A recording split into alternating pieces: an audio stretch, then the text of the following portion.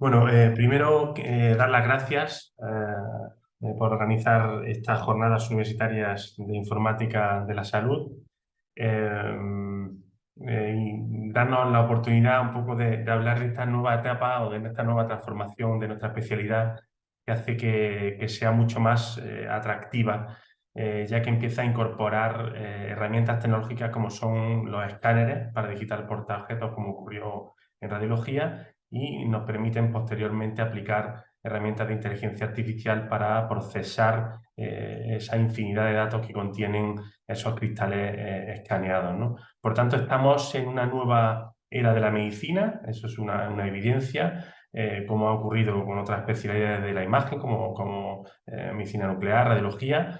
Por tanto, nos encontramos de lleno en este nuevo mundo de la inteligencia artificial, ¿no? Un poco para iniciar, no sé, rápido porque tenemos poco tiempo, el concepto de la patología digital. La patología digital no es una herramienta de un escáner que metes el portaobjeto o el cristal y te lo traslada a una imagen, sino la patología digital al final es un conjunto de instrumentos y de tecnologías que a partir de esa generación de imágenes digitales nos permiten automatizar completamente el laboratorio, los procesos preanalíticos, analíticos y posanalíticos. Esta sería la realidad de nuestros hospitales de Granada. Voy a hablar un poco de nuestra experiencia en esa digitalización, en esa transformación a patología computacional. Tenemos en la capital de Granada dos hospitales centrales, el Hospital Clínico San Cecilio, que se inauguró en el 2015, donde se inició el tema de la patología digital, y en la zona centro, cercano a ese hospital, tenemos el Hospital Virgen de la Nieves y dos hospitales periféricos, más o menos aproximadamente entre 100 y 75 kilómetros, que son el Hospital de Baza y el Hospital de Motril. Albergamos una población aproximadamente de 1 millón de habitantes y generamos aproximadamente unas 84.000 biopsias al año con 30.000 pruebas, entre 30 y 33.000 pruebas moleculares. Para iniciar un proyecto de patología digital, para empezar a utilizar inteligencia artificial, pues es necesario definir la arquitectura necesaria para poder digitalizar varios hospitales. Nosotros definimos esta estructura con la compañía Philips, que fue la que dotó el hospital que se inició en el 2015, donde podemos observar que tenemos dos escáneres en la zona central, en el nodo central, y después un escáner en cada hospital periférico. Destacar que en cada hospital donde está localizado ese escáner se digitalizan y se almacenan esas imágenes. Por tanto, los patólogos de la unidad, que somos aproximadamente unos 26 patólogos, actualmente acceden a un portal donde pueden visualizar las imágenes generadas en cualquiera de los hospitales. Eso ya genera una serie de beneficios que hablaremos posteriormente. Otro punto importante dentro de esa iniciación de la patología digital es el sistema de información del laboratorio, que es el software donde controla básicamente todos los procesos que ocurren en el laboratorio. Desde esa petición electrónica, que es muy importante, de acceso de los clínicos a través de ese sistema de información del laboratorio, donde codifican la muestra que extraen al paciente, hasta esos diferentes procesos que tienen que estar trazados con ese QR de los portaobjetos o de esos botes, tanto en los procesos de tallado, procesos de corte, tinción automática, el montaje del cristal y el escaneo, en este caso, y el almacenamiento de forma inteligente.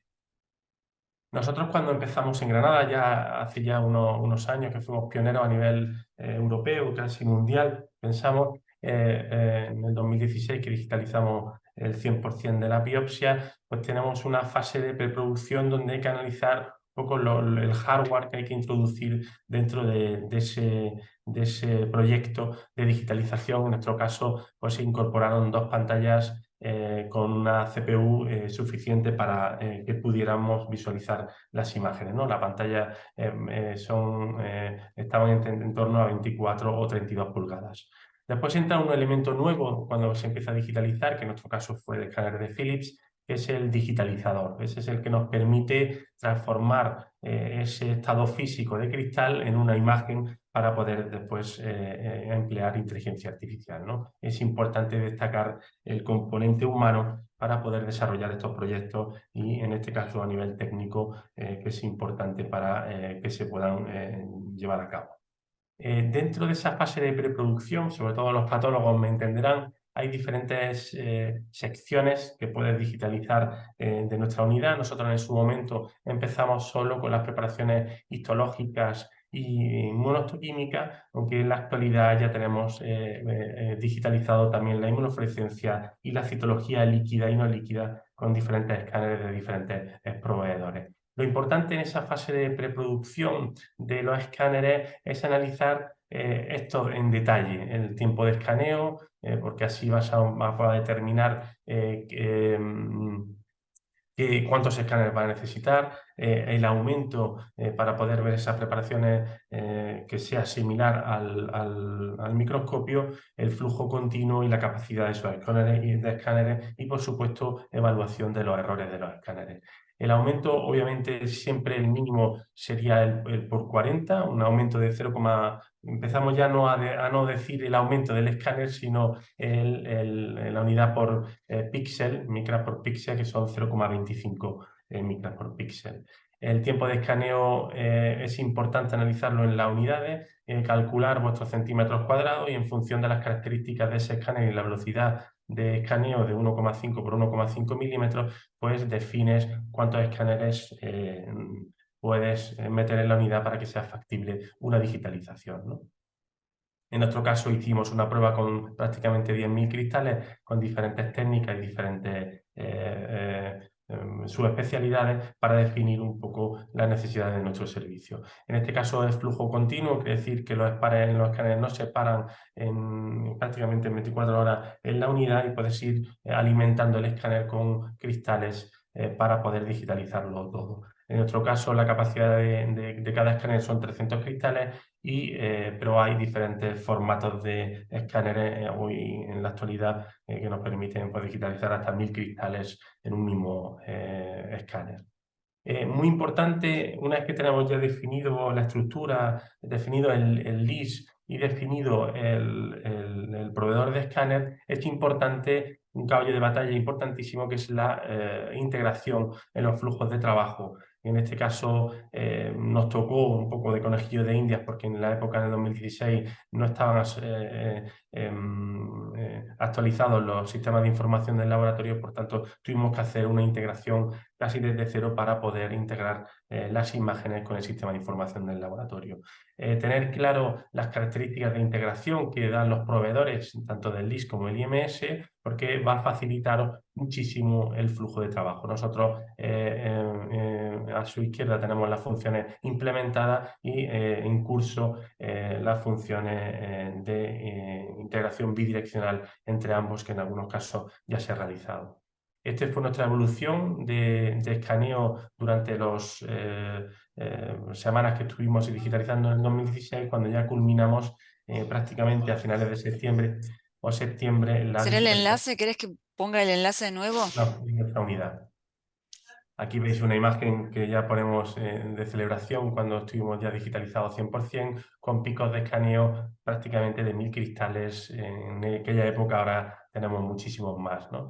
Como veis aquí, con esa integración del sistema de información del laboratorio y el escáner, nosotros en aquella época escaneábamos aproximadamente 11.600 cristales al mes. Ahora ya prácticamente estamos en 1.200 cristales diarios y generamos casi 450.000 cristales al año. En almacenamiento tenemos prácticamente 2 petabytes, casi completos, con más de 1,5 millones de cristales ya escaneados.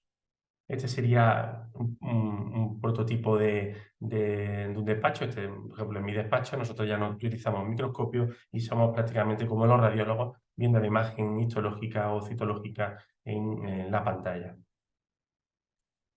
Desde el punto de vista práctico, ¿qué es lo que ha supuesto para nosotros el haber pasado a la digitalización? Teniendo en cuenta que somos 4 hospitales y que desde hace hace ya básicamente 8 años tenemos todos nuestros casos accesibles desde cualquiera de los 4 hospitales, tanto por los patólogos como algún clínico que desea ver la imagen histológica, como nos ocurre con una especialidad como la dermatología. Pues esto nos ha permitido una serie de ventajas, y la primera ventaja es el hecho de poder clasificar la carga de casos según especialidades y no por sitios geográficos. Es decir, los patólogos de nuestra unidad están subespecializados. O sea, tenemos un patólogo en Baza que ve la patología neurológica o neuropatológica de la unidad de anatomía patológica de Granada. Obviamente ha habido una ventaja rápida, que es el acceso a opinión a expertos. Hay una mayor comunicación a nivel de patólogos de la unidad, tanto patólogos dentro de la unidad como casos que lanzamos fuera de la comunidad, en nuestro caso de Andalucía. Esto es...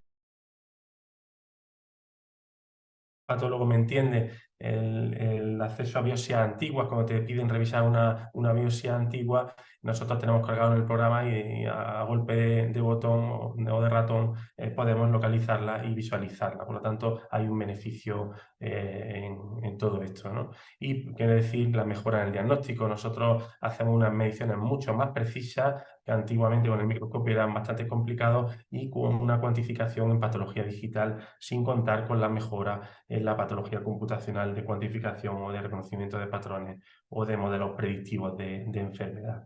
Hicimos un análisis de eficiencia porque es necesario para ver un poco el impacto de la patología digital dentro de nuestro servicio. Y resumiendo, había un artículo publicado en el 2017 en el grupo de Griffin, que era un poco teórico, y decía que si incrementaba la eficiencia en un 15% por parte de los patólogos, existía un retorno en la inversión dentro de la unidad. Nosotros, en los 5 últimos años, que está publicado en la revista del Colegio Americano de Patólogos, incrementamos hasta un 25% la eficiencia de los patólogos. Un ejemplo claro, el hecho de ya no tener que estar buscando cristales o el hecho de no medir con reglas en un microscopio, pues te hace una mejora aproximadamente de un 40-45 minutos diarios, sin contar la forma de visualización de los casos, que es mucho más eficiente, ¿no?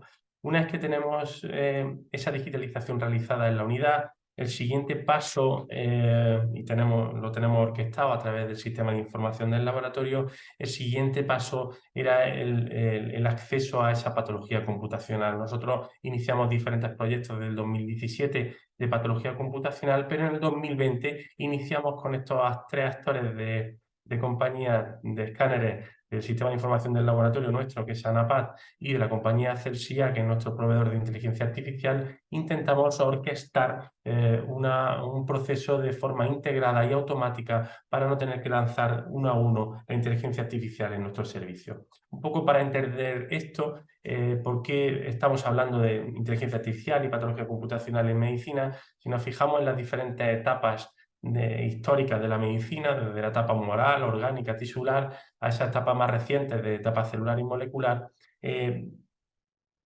nos damos cuenta que en la actualidad estamos viviendo una nueva revolución, una nueva etapa computacional, que no sabemos bien si se va a transformar en una nueva etapa o viene a englobar la etapa celular y molecular. Como veis en la imagen, vamos generando conocimiento, pero en la trastienda se va generando mucho conocimiento que no somos capaces de explotar por la incapacidad de no tener esas redes neuronales que hoy en día ya sí tenemos, ¿no? Con el tema de la patología computacional, yo lo resumiría en esos 3 parámetros. Integración es para mí lo más importante dentro de un servicio de anatomía patológica, la utilización de esos algoritmos integrados y la aplicabilidad de esos algoritmos, ¿no? No podemos meter cualquier tipo de algoritmo, y es importante saber las necesidades de los servicios. Este es un poco un modelo que también fuimos pioneros a nivel de integración. Nosotros así lo contemplamos, donde esos 3 actores del sistema de información del laboratorio, de ANAPAD, el escáner de Philips y los algoritmos de Celsia, nosotros hicimos un modelo de integración a través de petición electrónica. Voy a poner un ejemplo claro. Un endoscopista hace una biopsia endoscópica de estómago, por lo tanto, en la petición electrónica ya clasifica esa biopsia como biopsia localización estómago, procedimiento biopsia endoscópica y diagnóstico más probable descartar Helicobacter pylori. En función de esos apellidos que está generando en la muestra, se genera esa ontología que va a ir acompañando en el momento que llega al registro del laboratorio, va acompañando esa muestra durante todo el proceso del tallado, del proceso de la muestra y del escaneo. Por tanto, cuando esa muestra ya está teñida y pasa al escáner, automáticamente hicimos que se comunicara el escáner con el sistema de información del laboratorio ANAPAD para que le comunicara a la empresa Celsia que ese cristal, en este caso, por ejemplo, un Warthin Starring, ya estaba listo para lanzar la inteligencia artificial. Por tanto, nosotros, el patólogo, cuando se pone a informar sus casos, ya ve en el estado de pendiente de informar los casos que están completamente digitalizados, pero tiene una bandeja virtual a través del LIS donde tiene la capacidad de visualizar esa inteligencia artificial ya lanzada. Como observáis, aquí veis una especie de cerebrito donde nos indica que está lanzada la inteligencia artificial y dándole al botón se ingresaría la inteligencia artificial. Aquí tengo un vídeo para que veáis, voy a adelantarlo un poco, un segundo. Es cómo trabajamos, por supuesto es un servidor, no es nuestro servidor por la ley de protección de datos. Nosotros accedemos a nuestro diagnóstico, nuestro listado de casos, seleccionamos un caso en concreto, como veis aquí.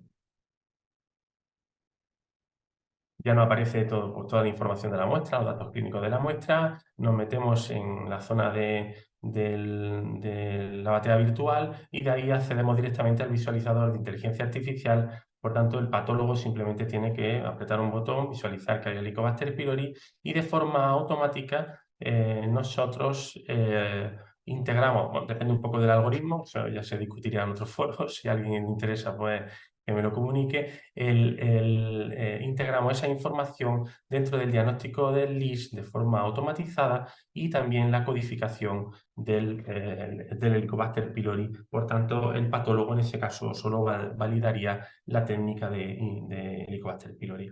Nosotros con esa integración pionera, porque no lanzamos de forma manual nada, sino que se lanza de forma automatizada, ya tenemos un poco, hemos incluido la trazabilidad de la inteligencia artificial, por lo tanto sabemos lo que lanzamos diariamente y qué tipo de algoritmo lanzamos. En nuestra unidad ya tenemos incorporado el panel de mama, esofagitio sinofílica, Helicobacter pylori, conductos deferentes. Estamos ahora haciendo una validación que es muy importante dentro de los hospitales, en los laboratorios de radiopatológica, el tema de la validación y calibración de los algoritmos cuando introduces un algoritmo dentro de tu servicio, porque no todos los algoritmos generalizan igual que como comunican las empresas, y posteriormente estamos metiendo también tumor de mama y próstata. Próximos pasos que ya son actuales es con esos cerebritos que estáis viendo, podemos ver qué casos se van a lanzar o se han lanzado, si hay algún tipo de error en el lanzamiento de esa inteligencia artificial automatizada. Este sí que es un siguiente paso que estamos haciendo, que es darle un score de importancia, por ejemplo, si fuera un adenocarcinoma, un tumor maligno frente a un tumor benigno. Por tanto, nos clasificaría o nos preclasificaría la información de la inteligencia artificial para que el patólogo sea mucho más eficiente con su listado de trabajos, ¿no?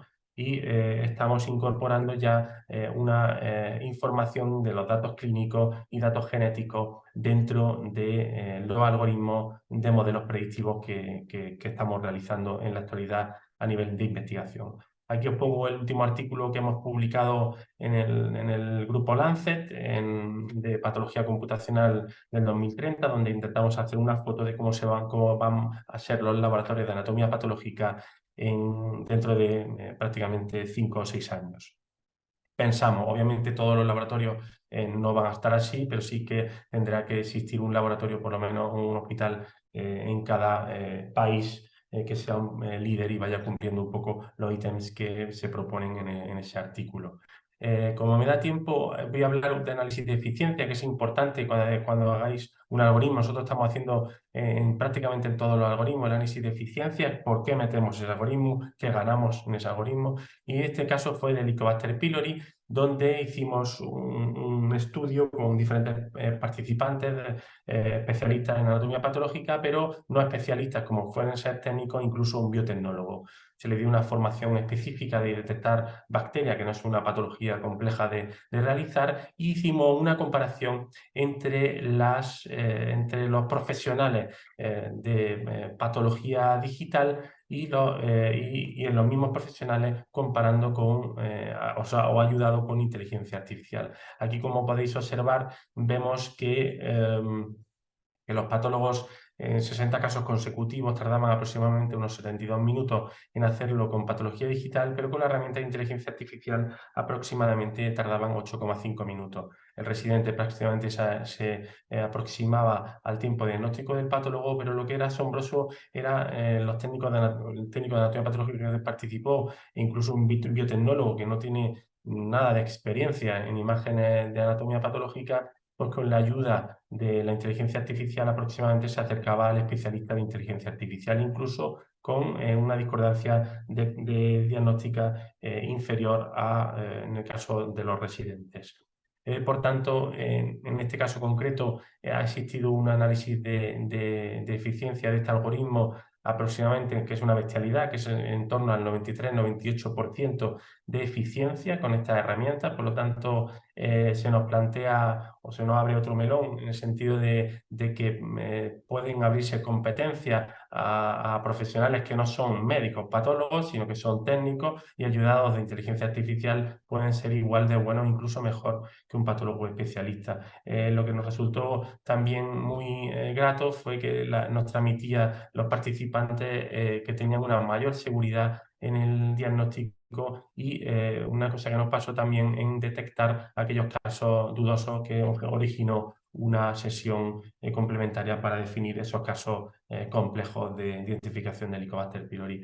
Por tanto, para finalizar, dentro de esa generalidades de patología computacional, que es lo que he hablado yo hoy, porque no me puedo meter por falta de tiempo, es importante, igual que hablamos de la patología digital como una automatización de procesos y que esté todo integrado, por la patología computacional no puede ser diferente. No podemos tener un algoritmo de inteligencia artificial en la nube, no tenemos que subir imágenes, no. Debe estar automatizado y toda esa automatización debe estar orquestada por el sistema de información del laboratorio, que en este caso es ANAPAD, y que orquesta la conexión entre la inteligencia artificial y el escáner, en este caso de la compañía Philips, ¿no? Muchas gracias, ahí tenéis mi correo por si necesitáis cualquier ayuda de cualquier tipo, que tenemos experiencia bastante en estos temas y muy amables por escucharme.